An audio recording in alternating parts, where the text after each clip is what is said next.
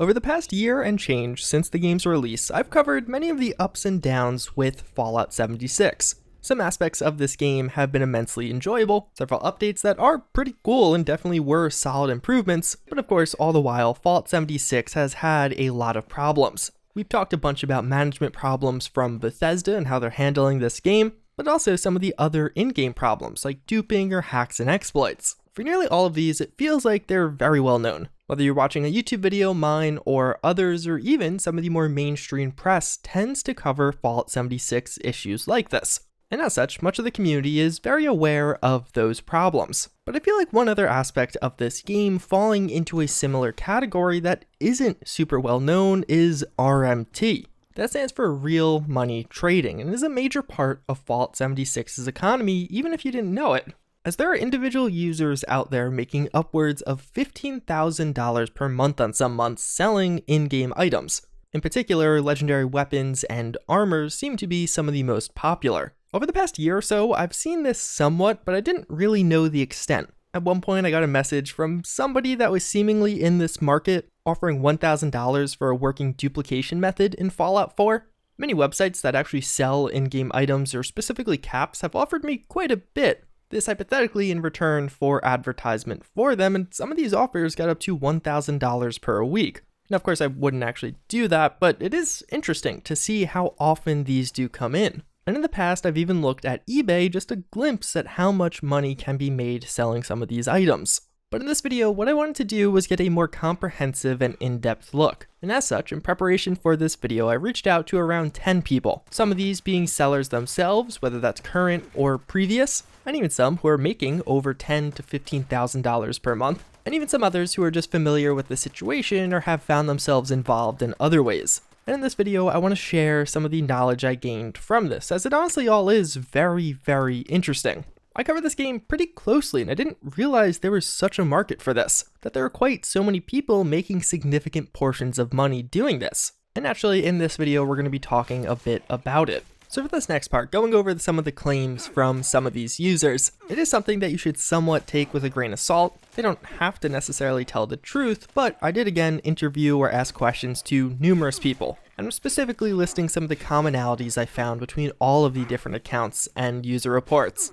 So one of the first things I wanted to show was just how big this was or how prevalent it is in the community. If you look at eBay, because that is the easiest example to actually see items sold, you can see that there's a lot of sales. There's a very active market even at this glance, and based off what I've learned in this video, eBay isn't even one of the top players on this. It's actually one of the lesser used platforms. Yet even still, you could find several $1,000s worth of transactions in even just looking back a week or so. In reality, it seems like G2G is the predominant place much of this trading goes on. All of the top sellers, especially those actually making $10,000 plus per month, are really focused around this platform. Although it's not exclusively here, there's a lot of smaller sites that I won't mention, but even certain Discord communities that are literally just Discord set up to sell items.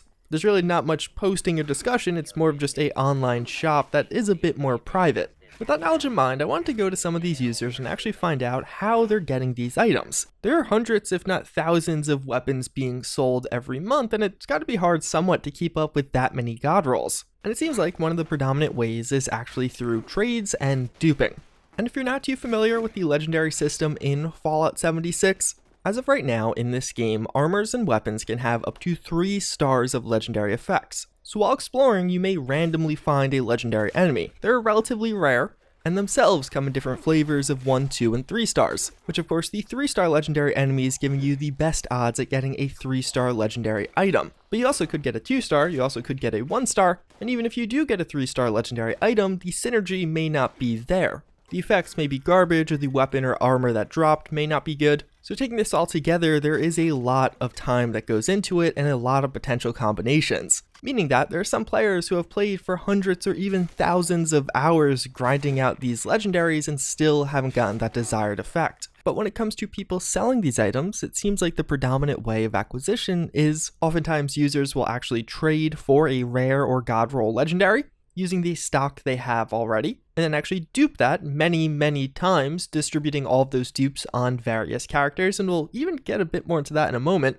But more often than not, it seems like the duping is done on one account and then they trade them to otherwise legitimate accounts that don't actually cheat or really abuse any aspects of this game. They're just mules meant to store items and actually do some of the trades. And as far as the duping going on here, it seems like it kind of varies. Some accounts had people actually just spending 1 day a week and 10 hours straight duping items. Then for the foreseeable future, sometimes even up to a month or two, those items would be traded away and exchanged. But then some others would do it more periodically and not just that one giant grind in a day and then kind of living off that for a while. Although not everyone does this method. It without a doubt is the most popular, trading and duping, as it also is kind of the easiest, but there are a few that are more legitimate traders out here, 2 of which that I talked to.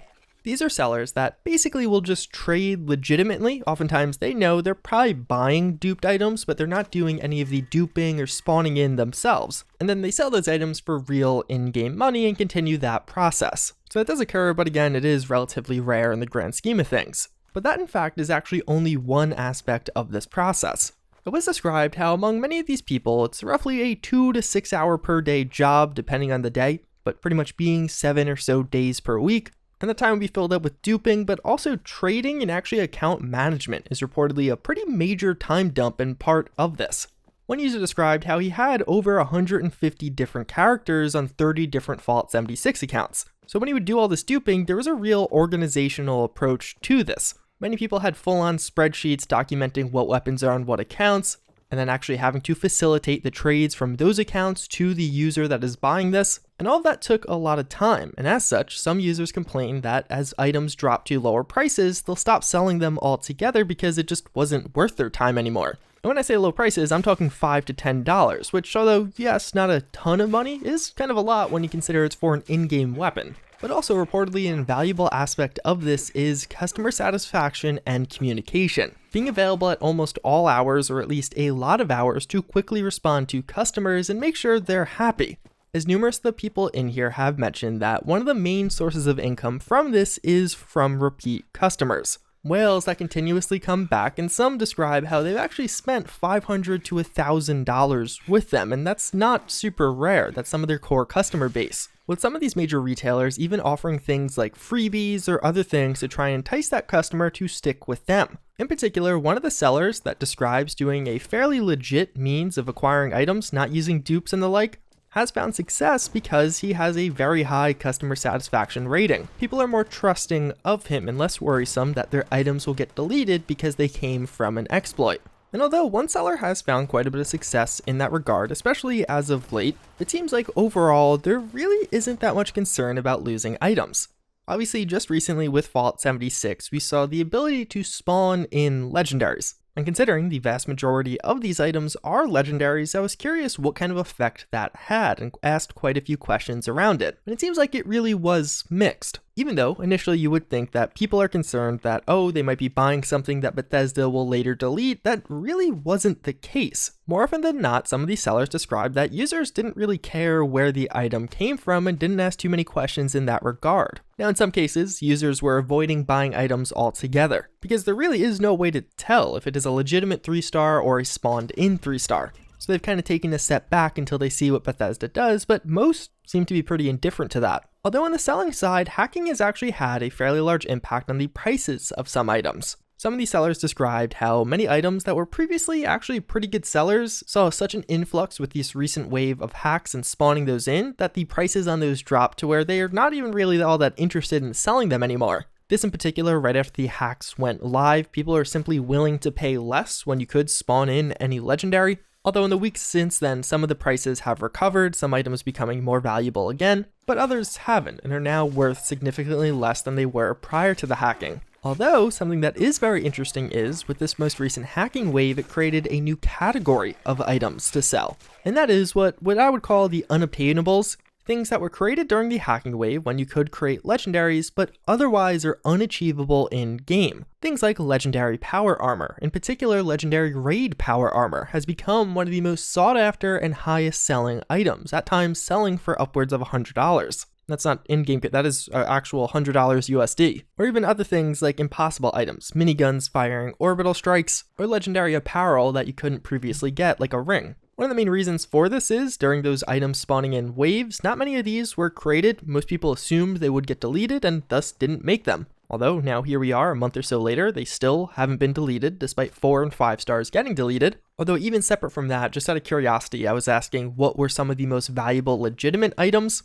like things that could actually appear in Fallout 76, and apparently 3-star fixers are without a doubt some of the best sellers and it fetched the highest dollar. This because fixers have an inherent bonus effect, so when it also is a 3-star legendary, you almost have a legitimate 4-star. Now when it comes to the sellers and some of their concerns, I was pretty curious about how long some had been doing this, and it seems like it really was a range. There are several people that are newer to the scene, only getting started over the past 3 or so months. Many people took advantage of the recent hacking wave and really only got into the market at that point because it was relatively easy to do so. But some of the more veteran players, some people that have been doing this for 5 to 10 months now, actually didn't like that and tend to dislike public hacks in general. When you have this influx of new people that are just doing this quickly and only for a few months, not the established folk, they were oftentimes selling things at lower prices and undercutting other users, which forced the price overall down. But also, since duping is such a major aspect of this, when a dupe becomes public and widely used, Bethesda tends to be quicker to patch it, and thus it makes creating this much harder. And in regards to that, I'll reference back to that $1,000 offer for dupe details that I showed off earlier in this video. It does explain it a bit more. Separate from talking to these users, I've heard of certain communities in Fallout 76 that have dupe methods they know of, but keep them very, very private. So they could abuse them, sell items, and make tens of thousands a month potentially, but they won't get fixed because very few people actually know about them, and definitely not Bethesda. Although that's mostly rumors, who knows how legitimate that is. And overall, it seems like most people that participate in this aren't major hackers. They'll use exploits like duping, and really only duping, but they avoid things like inventory steal glitches, or spawning in legendaries for themselves as it creates way too large of a target on their backs. And of course, if the appropriate account gets banned, it could lose thousands of dollars worth of inventory. But now of course with all of this, I also was very curious about the concern that they would get banned. None of this is legal. It is against Bethesda's terms of service to sell in-game items for real money, even though many people do it. Although when I asked about this, many people said that Bethesda has really not done anything about it. A couple people mentioned there were rumors that Bethesda was literally doing bait transactions, pretending to be a buyer but then banning that account when they got the account name.